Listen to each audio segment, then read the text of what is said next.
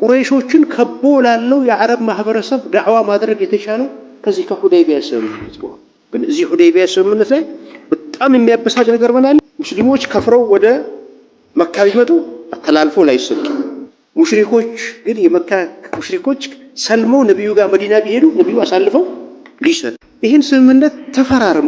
የሚገርማችሁ ነገር ልክ ሊለያዩ ሲል የሱሀይል ብን ዐምር ልጅ አቡ ጀንደል የሚባል ሰው በመስለሙ ምክንያት ተሰቃይቶ ተገርፎ ከነበረበት ከእስር ቤቱ አምልጦ ሲመጣ አባቱና ነብዩ የብቻ ስምምነቱን ተፈራርመው አውጥተዋል።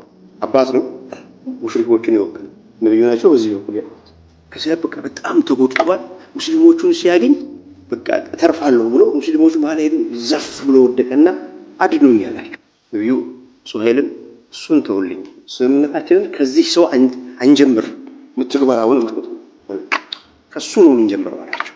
ልጁ ግን ኩፍር ላይ ብርቱ ሆነ አሳልፎ ሰጠ።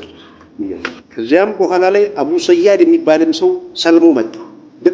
ልክ መዲና እንደደረሰ ወታደሮች ተላኩ።